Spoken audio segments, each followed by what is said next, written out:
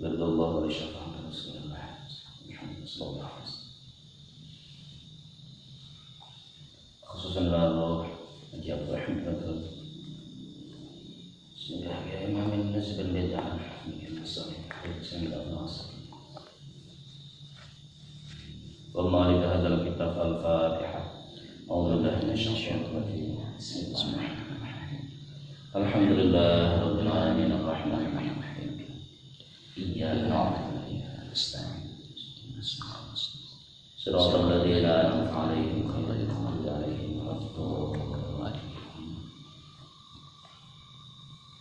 بسم الله الرحمن الرحيم لا حول ولا قوة إلا بالله العلي العظيم Rabbi syrah li sadri wa yassir li amri wahlul 'uqdatam min lisani yafqahu qawli. Allahumma shalli wa sallim ala sayyidina Muhammadin wa ala alihi wa sahbihi ajma'in. Qala musannif rahimahullahu ta'ala wa nafa'ana Allahu bihi wa bi 'ulumihi fid dharaini. Amin ya rabbal alamin.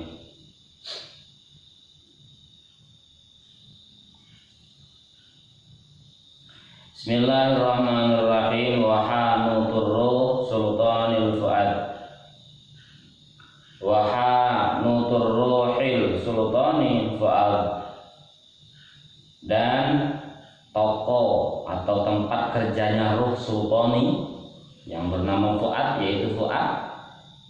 Fuad itu adalah bagian terdalamnya di dalam hati.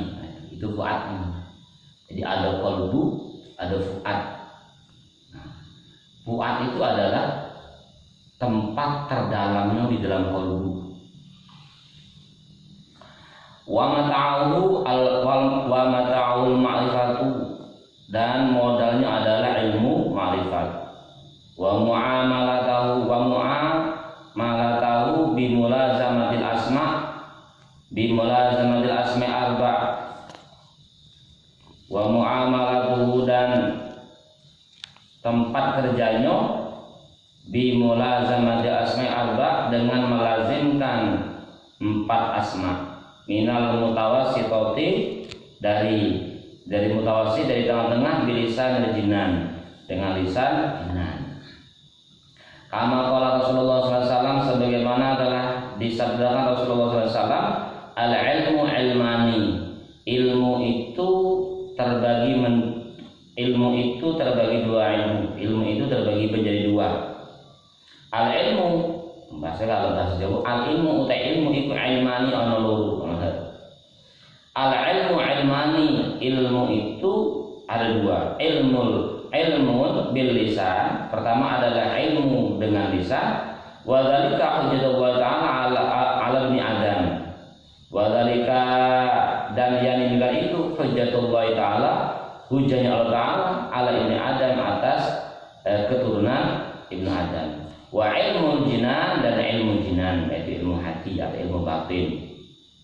Fadzalika ilmu nafi, maka yang demikian itu adalah ilmu yang bermanfaat. Lianna aksara manafi'il ilmu, karena sesungguhnya lebih banyaknya kemanfaatan ilmu fi hadhihi dairah, di dalam daerah ini. Nah, jadi kebanyakan ilmu itu, ilmu yang manfaat itu adalah ilmu nafi, yaitu ilmu batin. Nah, tadi yang saya katakan tadi. Jadi ilmu itu ada ilmu zahir, ada ilmu batin. Jadi ilmu zahir ini hanya untuk pekerjaan ilmu zahir. Apa ilmu zahir? Yaitu ilmu syariat. Secara syariat zahir tetap ada perlakuan, ada muamalahnya. Batin juga ada. Makanya kata saya tadi di dalam kitab dikatakan juga oleh Syekh Habib Bakar Sarto, zahir adalah hakul ubudiyah. Zahir itu ada haknya untuk beribadah. Batin adalah hakikatul ubudiyah, hakikatnya untuk beribadah. Bisa sama. Zahir itu untuk ibadah, batin juga ada ibadah. Apa batin? Yaitu harus nyata-nyata ibadahnya itu untuk siapa, itu secara batin. Makanya di situ dikatakan ilmu itu ada dua, ilmu secara lisan, ada ilmu secara jinan atau ilmu secara qalbu. Jadi tidak bisa meninggalkan dohir, tidak bisa meninggalkan batin, batin juga tidak bisa meninggalkan dohir. Semuanya itu harus sama. Itulah yang dikatakan ilmu yang bermanfaat. Tuh, jangan pula kita itu hanya mementingkan ilmu batin, tidak bisa. Karena yang dikatakan Syekh Habib Bakar Sato adalah dohir itu hanya apa? Dohir itu ada haknya. Apa haknya? Haknya itu adalah ubudiyah. Ubudiyah itu harus dengan ilmu syariat. Nah, haknya batin adalah hakikatul ubudiyah. Hakikatnya ubudiyah. Nyata ibadah kamu itu untuk siapa? Secara batin. Apakah secara batin ibadah kamu itu hanya untuk diri sendiri, atau karena Allah, atau karena siapa? Itu makanya ilmu batin itu harus. Jadi dohir tetap dijalankan, batin juga harus dijalankan. Dua ilmu ini harus berjalan. Makanya secara batin ada dikatakan adalah ilmu ma'rifat. Secara fuad itulah dikatakan ilmu ma'rifat. Itu begitu. Teruskan dulu. Wa qala Rasulullah sallallahu alaihi wasallam, dan bersabda Rasulullah sallallahu alaihi wasallam, innalil qur'ani dhahran wa batnan. Sesungguhnya bagi Al-Qur'an itu zahir dan batin, illa sab'ati abdunin, sampai kepada 7 batin. Nah, itu Al-Qur'an itu. Jadi pembahasan Al-Qur'an sangat luas, bukan sekedar membahas sekedar zahir tok, sekedar arti tok. Kalau kita membahas tentang Al-Qur'an secara arti maupun arti, ini tidak akan menjadikan di situ, tidak akan menjadikan sebagai pedoman. Padahal Rasulullah telah berpesan, aku tinggalkan 2 pusaka. Kalau kamu berpegang pada keduanya, kamu tidak akan tergelincir atau tersesat. Salah satunya adalah Al-Qur'an. Nah, supaya Al-Qur'an itu bisa menjadi pedoman adalah mentadaburkan Al-Qur'an. Makanya di situ dikatakan oleh Rasulullah secara batin baik ini sampai sab'atun 7 itu. Makanya Sayyidina Ali itu ketika membahas Bismillahirrahmanirrahim, kalau kita ketika kita mengartikan Bismillahirrahmanirrahim dengan menyebut nama Allah yang Maha Pengasih lagi Maha Penyayang, itu kalau kita orang awam. Sayyidina Ali membahas arti daripada Bismillahirrahmanirrahim itu ketika dibuat kitabnya itu tidak mampu, sudah mencapai berbagai banyak untuk bawah itu dalam satu ayat. Jadi cuman membahas tentang Bismillahirrahmanirrahim itu ketika dibuat kitab atau dibuat buku, ini puluhan untuk membawanya itu masih kurang, itulah bahasanya. Di situ juga sesuai dikatakan oleh Rasulullah. Al-Qur'an itu ada Al-Qur'an secara zahir, ada Al-Qur'an batin. Makanya dikatakan oleh para ulama tasawuf, ada Al-Qur'anul Karim, ada Al-Qur'anul Qadim namanya. Yang sering saya sampaikan itu. Nah, salah satu Al-Qur'an Qadim adalah ilmu-ilmu yang keluar dari qalbunya, hatinya orang-orang yang sudah musyahadah kepada Allah. Orang-orang yang sudah bermakrifat kepada Allah itu keluarnya ketika membahas tentang Al-Qur'an itu yang dikatakan Al-Qur'anul Qadim, bukan Al-Qur'anul Karim. Apalagi kita itu ketika kita mengupas ayat Al-Qur'an sekedar kulit tok, tidak akan menjadikan pedoman. Karena Al-Qur'an itu, mohon maaf, ketika kita mengartikan Al-Qur'an secara zahir tok, itu cuma kita ambil di situ hanya cerita bahasanya. Diceritakan di situ kan, diceritakan tentang masalah nabi ini, nabi itu. Sudah itu ancaman iko. Tapi kalau kita tidak tadaburkan dengan orang yang ahli di bidang itu, ya tidak akan bertemu.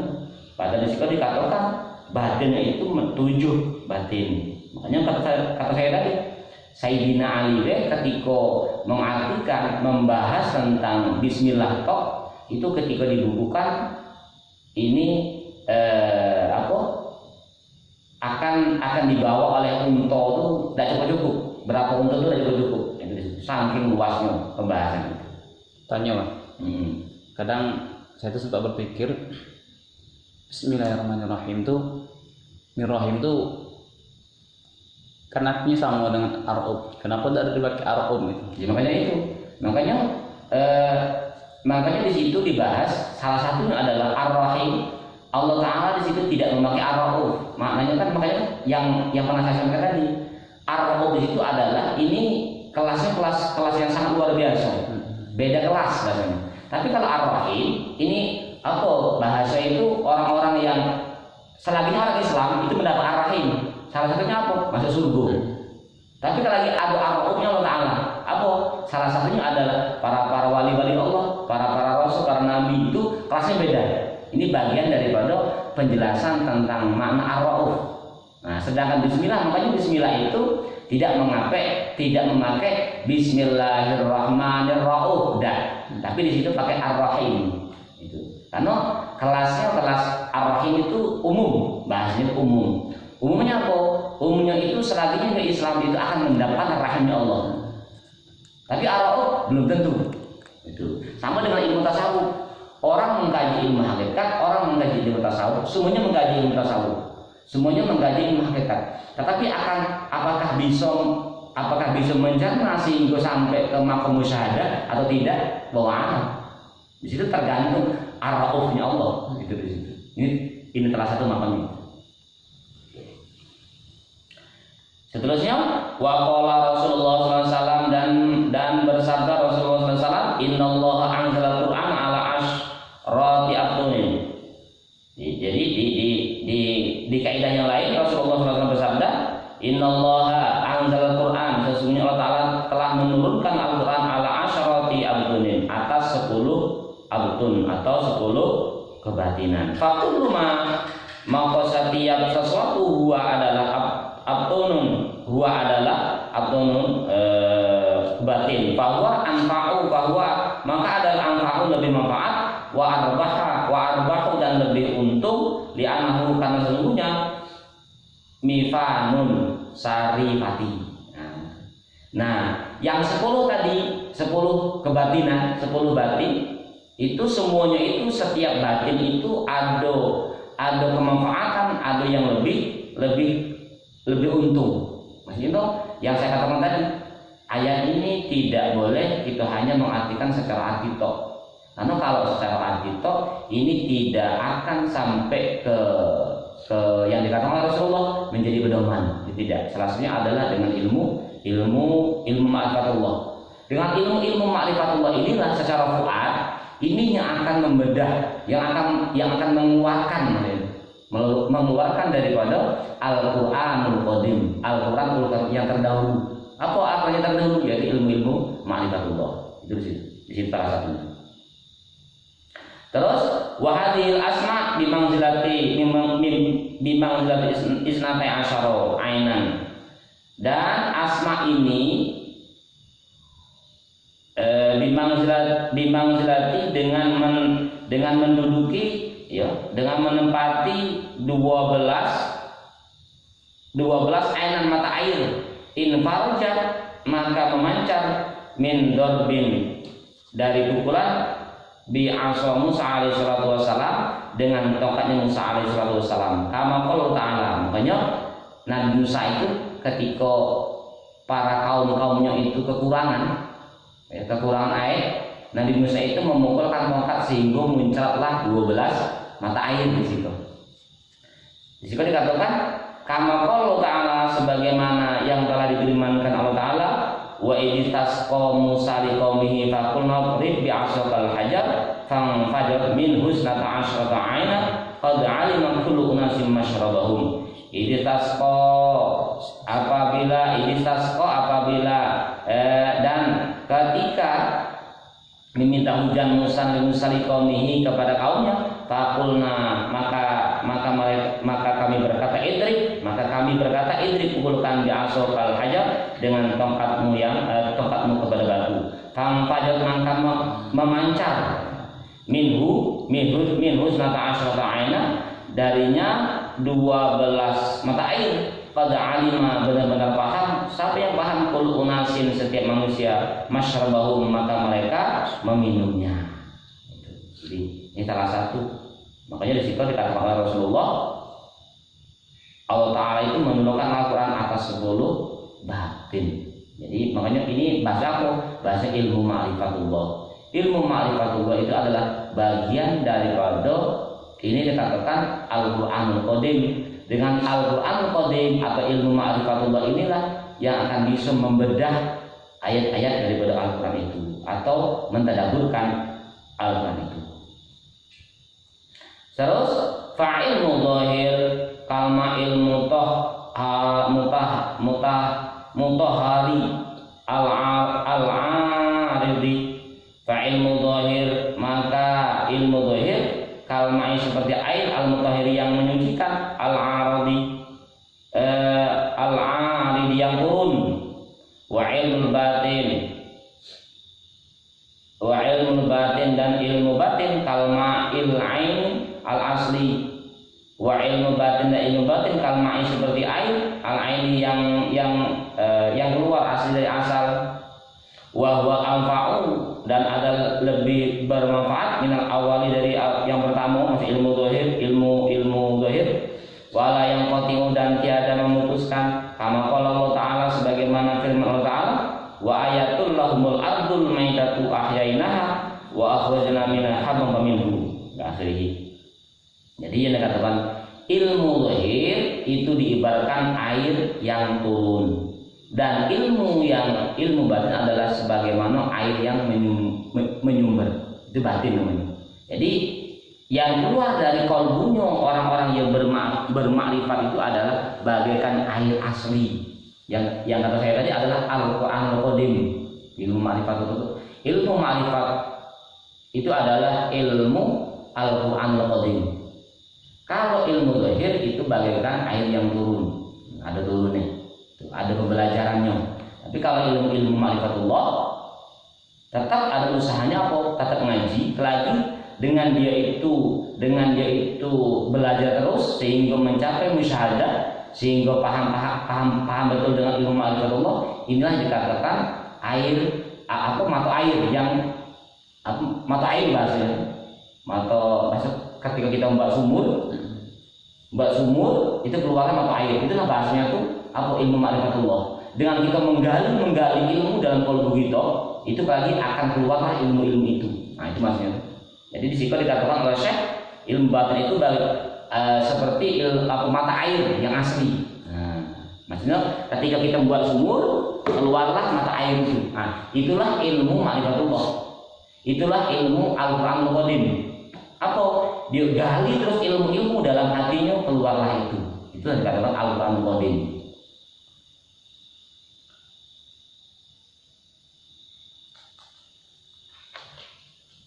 Akhrajallahu ta'ala minal ardi al-afaq habban biji wa quwwatul hayawanat an-nafsaniyah.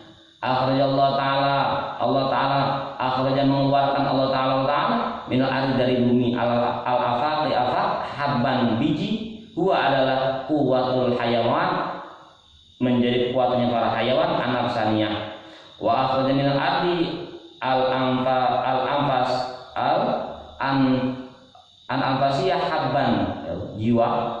Jadi pertama Allah Ta'ala mengeluarkan dari biji-biji tadi. Kalau secara dengan air yang secara yang turun hujan, dengan turunnya hujan itu akan menumbuhkan biji-biji seperti rumput, seperti pepohonan, itu akan tumbuh. Berarti apa secara filosofinya? Ketika engkau belajar ilmu syariat, ya, ilmu dohir tentunya akan semakin menumbuhkan ilmu dohir, bukan pula meninggalkan dohir. Salah berarti. Jadi semakin kamu itu menimba ilmu dohir, ilmu syariat, semakin muncullah biji-bijinya itu. Seperti apa? Semakin baik cara wudhunya, semakin baik cara sholatnya, semakin baik cara puasanya. Itu adalah ilmu syariat. Makanya diibaratkan, difilosofikan kepada Syekh, itu ilmu dohir itu diibaratkan air yang turun. Jadi semakin kamu mengkaji ilmu syariat, semakin nampaklah dari perbuatan dohir, bukan semakin tidak menampakkan dohir. Ilmu syariat tidak dipelajari, atau dia pelajari tapi semakin dia itu meninggalkan syariat, itu salah. Padahal yang dikehendaki adalah semakin turun air hujan itu di bumi, itu kan otomatis dicontohkan. Air hujan turun, ini akan menghidupkan sesuatu yang ada di bumi. seperti akan menumbuhkan biji-bijian. Begitulah orang-orang yang mengkaji ilmu syariat. Semakin mengkaji ilmu syariat, semakin nampak jelaslah biji-biji daripada syariat itu. Apa? Adanya perlakuan syariat, apa? Perlakuan sholat, perlakuan puasa, perlakuan zakat, itu secara syariat. Sudah itu ketika Allah Ta'ala mengeluarkan mata air dari kolbu secara nafsaniyah, jiwa itu akan kuat secara ruh. Hanya apa? Ruhnya itu kuat. Semakin ruhnya kuat, semakin jelaslah secara ma'rifatullah. Maksudnya, maka disitu wa akhraja minal ardi, dan Allah Ta'ala mengeluarkan minal ardi dari bumi al-anfasa jadi wahabban biji, wa huwa adalah kuatul arwah. Kuatnya roh-roh ar-ruhaniyah yang bernama ar-ruhaniyah. Kama qala Rasulullah SAW, sebagaimana telah bersabda Rasulullah SAW, man akhlasallahu ta'ala arba'ina sobahan zoharat yana bi'ul hikmah min qalbihi al lisanihi. Man akhlasa, barang siapa yang ikhlas atau yang bersih, ya, yang ikhlas ya. Barang siapa yang ikhlas lillahi ta'ala, karena Allah Ta'ala arba'ina sobahan 40 hari atau 40 subuh, zoharat maka muncul ya nabiul hikmah, sumber-sumber ilmu hikmah min qalbihi dari hatinya, ala lisanihi atas lisannya. Itu kata Nabi. Ini semakin dia itu mengeluarkan mata air dalam qalbunya, semakin banyaknya ilmu ma'rifatullah yang dia ketahui, semakin pahamlah dia itu ilmu musyahadah. Hanya apa? Ketika sumber air itu semakin jelas, semakin nampak, semakin jelas, semakin nampak, hanya kuatlah roh itu. Ketika rohnya kuat, ini apa? Mengembalikan tadinya dia koma, secara roh kan lupa. Karena apa? Karena roh kita itu hatinya sudah kenal dengan Allah. Nah, berhubung dia gali secara kolbu dia gali, hanya kuatlah roh itu sehingga musyahadah, sehingga bermakrifat dengan Allah. Hanya apa? Hanya timbullah secara kalbu ilmu ikhlas namanya. Makanya kata saya tadi, dohir itu adalah hanya untuk ibadah kepada Allah, batin itu hanya hakikatul ubudiyah. Hakikat ibadah itu macam-macam, itu secara batin. Makanya disampaikan oleh Rasulullah, barang siapa yang 40 hari ikhlas hatinya, maka akan keluarlah ilmu hikmah. Dari mana? Mil lisani, dari lisannya. Jadi apa? Bercakapnya itu tidak bercakap yang sembrono, bercakap tidak menyakiti orang lain. Itu makanya. Barang siapa, kata Nabi, barang siapa yang 40 hari atau 40 pagi, di situ dikatakan sobahan. Barang siapa yang 40 hari atau 40 pagi, dia itu ikhlas karena Allah tapi di situ. Karena Allah, bukan karena siapa-siapa. Lillahi ta'ala. Bukan lillahi nas. Bukan lillahi, bukan linas, lillahi ta'ala. Lillahi ta'ala karena. Nah, karena itu yang perlu kita bahas. Karena. Jadi bukan ibadah kita serahkan kepada Allah. Yang namanya karena Allah, ya karena perbuatan kita itu, aktivitas kita itu karena dia, makanya kita mampu. Ini salah satu ilmu ma'rifatullah. Nah, itu orang-orang yang bisa ikhlas selama 40 hari, di situ dikatakan Rasulullah, "Dzaharat ya nabiul hikmah", maka muncul sumber-sumber ilmu hikmah min qalbihi, dari hatinya. Ditunjukkan apa? Ditunjukkan semakin jelas secara lisan. Apa omongannya semakin baik, omongannya semakin lembut. Omongannya itu tidak menjadikan orang itu tersinggung. Omongannya itu tidak menjadikan orang itu semakin marah. Karena kata Rasulullah, orang muslim itu adalah orang yang bisa menyelamatkan orang lain. Dari siapa? Dari lidahnya, dari lisannya, dan dari tangannya. Min lisanihi wa yadihi. Itu muslim namanya. Seorang muslim itu adalah apa? Orang lain itu bisa selamat. Bisa selamat dari apa? Dari lisannya dan dari tangannya. Ini salah satu sumber-sumber hikmah orang-orang yang selalu mengkaji ilmu batin, ilmu qalbu, itu akan muncul ilmu hikmah. Nampak dari lisannya. Dari cara dia bercakap itu tidak menyakiti orang lain, tidak membuat orang lain murka, tidak membuat orang lain marah. Itu di situ. Karena kata Rasulullah, orang muslim itu adalah orang lain yang muslim itu bisa selamat. Ya, bisa selamat dengan apa? Milisanihi wa yadihi, dari lisannya dan dari tangannya. Itu tadi, itu yang dikatakan ilmu fuad. Ilmu fuad itu adalah ilmu ma'rifatullah. Dari dalamnya qalbu itu bermuncullah ilmu-ilmu ma'rifat yang dikatakan oleh Syekh adalah apa? Mata air yang asli. Kalau zahir itu mata air yang turun seperti hujan. Tapi kalau secara fuad, secara ilmu ma'rifatullah, itulah mata air yang asli. Dengan mata air yang asli inilah akan menguatkan roh. Berhubung rohnya kuat, akhirnya apa? Semakin jelaslah musyahadahnya kepada Allah. Tidak ada lagi secara roh, tidak ada lagi kenal selain Allah. Itu roh. Karena hakikat roh itu adalah tidak kenal selain Allah, hanya kenal kepada Allah. Jadi orang-orang yang bermakrifat Allah, apa keuntungannya? Itu tadi. Kalau secara roh dia sudah jelas, sudah mantap, sudah keluar sumber-sumber ilmu, sumber-sumber mata air yang asli tadi dari qalbunya, apa keuntungannya? Wa amaribuhu fariyatu aksi jamalillahi ta'ala. Wa amaribuhu, dan adapun keuntungannya fariyatu aksi jamalillahi ta'ala, maka mereka melihat pantulan keindahan Allah Ta'ala. Karena Allah Ta'ala, sebagaimana firman Allah Ta'ala, ma kadzabal fuadu ma ra'a, ma kadzaba tiada dusta, ya, ma kadzabal fuadu tiada dusta fuad, ma sesuatu ro'a yang ia lihat. Itu an-najm. Jadi jamal. Bukan berarti berhadapan-hadapan dengan Allah, tidak. Ya, musyahadah itu adalah pantulan. Diibaratkan kita tuh bercermin. Cermin kita itu bercermin. Makanya al-mu'min mir'atul mu'min. Mu'min itu adalah cerminnya mu'min. Bukan berarti berhadapan-hadapan dengan Allah, tidak, tapi jamal Allah, keindahan Allah itu yang ada keuntungannya. Hanya semakin kuatlah secara roh.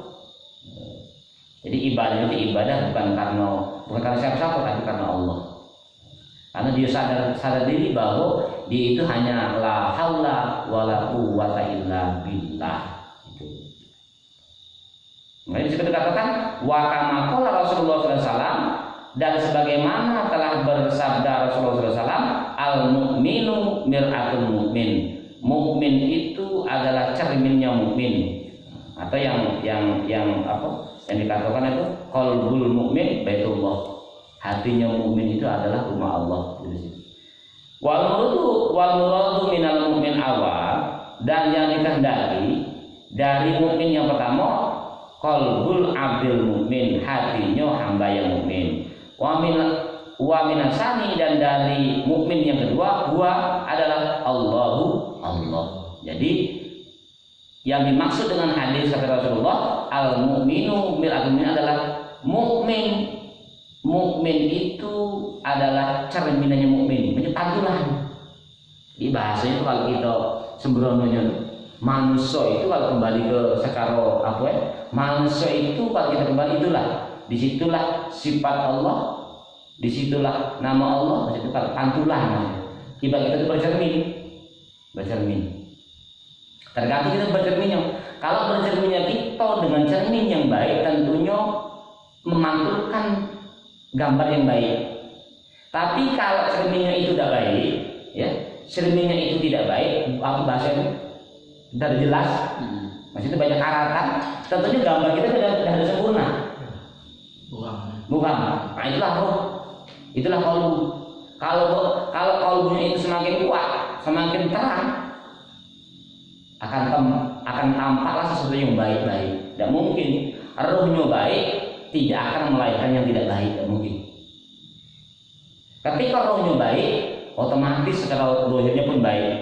Bukan berarti rohnya baik atau qalbunya baik, zahirnya ada baik, itu salah berarti salah ilmu, salah pengamalan. Satu contoh, dia ini menguasai ilmu hakikat atau ilmu ma'rifatullah, tapi perbuatan zahirnya tidak baik, bukan itu loh. Justru dengan baiknya qalbunya itu akan memunculkan zahir yang baik. Tetap tidak meninggalkan syariat. Dan pula akhirnya seperti kata Rasulullah, di dalam dirimu itu ada segumpal daging. Ketika daging itu baik akan baik seluruh dohir itu maksudnya di situ. Bukan berarti semakin baik secara roh, semakin kuat secara roh, semakin baik secara kalbu, tidak baik secara dohir, itu salah tadi. Yang benar itu adalah semakin kuatnya roh, semakin baiknya kalbu, itu semakin baiklah secara dohir. Apa dohirnya? Tidak meninggalkan syariat. Karena dohir adalah yang kata saya tadi, hakul ubudiyah, haknya itu hanya untuk menyembah pada Allah. Nah, jadi keuntungannya orang-orang berma'rifatullah itu tadi, yang dilihat tidak ada lagi. Karena pandangannya itu apa? Berimannya hanya qadar baik, qadar buruk itu dari Allah. Khairihi wa syarihi minallah. Baik buruk itu dari Allah, itu di situ. Tapi jamal, keindahan juga berarti berhadapan dengan Allah tidak. Di situ. Al-mu'minun muhaiminun al-jabbar al-mutakabbir al-ayat. Qala sahibul mirsad, telah berkata sahibul mirsad, guru yang memiliki apa? Yang mempunyai kitab mirsad, rahimahullah taala, wa masinu hadhihi taifah, dan tempatnya golongan ini fil jannati salisati, di dalam surga yang ketiga, wahia adalah jannatul firdaus, itulah alam bisawab. Jadi ini bahasanya tuh fuad itu adalah ilmu ma'rifatullah. Semakin dia itu mengeluarkan ilmu ma'rifatullah, mengeluarkan sumber-sumber air di dalam kalbunya, semakin banyaklah dia berma'rifatullah. Semakin banyaknya dia musyahadah, semakin banyaknya dia ilmu ma'rifatullah, semakin kuatlah secara ruh. Ketika ruhnya kuat, semakin baiklah yang dikeluarkan secara zahir. Itu pendaya ilmu secara fuqah. Hanya berarti tadi itu Allah Ta'ala itu tidak memandang secara zahir, tapi dipandang kalbu. Ini maksudnya tadi, bukan berarti memandang kalbu itu berarti bukan berarti yang dipandang hanya kalbu, tidak. Karena yang dikatakan oleh Syekh tadi, semakin baiknya roh, semakin baiknya kalbu, otomatis sebenarnya otomatis akan memancarkan perbuatan yang baik secara zahir. Apa berarti secara zahir dia tidak meninggalkan syariat? Justru ketika dia itu meninggalkan syariat, jangan-jangan zahirnya badannya tidak baik. Itu makanya Allah Ta'ala itu hanya memandang batin. Innallaha la yanzuru ila ajsamikum walakin yanzuru ila qulubikum, maksudnya itu. Sesungguhnya Allah tidak melihat daripada jasadmu atau zahirmu, tapi hanya memandang batinmu. Justru ketika orang itu mengaku sudah berma'rifatullah, sudah musyahadah kepada Allah, tetapi dia meninggalkan ilmu syariat, justru batin itu tidak baik. Maksudnya tanggap. Justru yang benar adalah semakin baik secara qalbu, semakin baik pula secara zahir. Itu di situ. Makanya sama dengan kaidah sholat itu bisa mencegah perbuatan keji dan mungkar. Itu maksudnya kurang lebih macam berbagi apa? Ketika engkau itu sholat masih kamu kerjakan, tetapi perbuatan keji dan mungkar masih kamu jalankan, berarti apa? Berarti ada yang salah di sholat kamu, belum benar sholat. Sama dengan tadi, Allah Ta'ala itu tidak memandang jasadmu, tetapi Allah Ta'ala itu memandang batinmu atau kalbumu. Itu maksudnya. Semakin dia itu baik secara zahir, tentunya semakin baiklah menunjukkan baiknya batin. Ada pula lagi kok mengaku-ngaku, aku sudah sampai ilmu ma'rifat, aku sudah sampai ilmu hakikat, tapi zahirnya tidak menunjukkan itu bohong namanya. Itu bohong. Itu di situ. Padahal yang dimaksud itu adalah semakin kuatnya roh, makanya tadi semakin dia itu keluarkan secara sumber air yang asli itu tadi, semakin kuatnya roh, semakin paslah secara zahir. Makanya di situ dikatakan oleh Rasulullah, barang siapa yang ikhlas, barang siapa yang 40 hari ikhlas, itu Allah Ta'ala akan memunculkan daripada ilmu hikmah dari qalbunya, min qalbihi di situ, min qalbihi ahlisani. Jadi munculnya itu apa? Munculnya itu dari zahir. Secara qalbu muncul ilmu hikmah, ya. Bermuncul ilmu hikmah dari qalbunya, itu akan terpancar dari lisan. akan terpancar secara zahir. Itu maksud di situ. Paham ya? Paham. Wa'alam bisawab. Bisa kita masuk wahanatul ruh al-qudusi fi sirri. Ya, jadi ada qalbu, ada fuad, ada sir. Ada sir. Dan bismillahirrahmanirrahim. Subhanallahumma wa bihamdika asyhadu an la ilaha illa anta astaghfiruka wa atubu ilaik. Al-Fatihah. Bismillahirrahmanirrahim.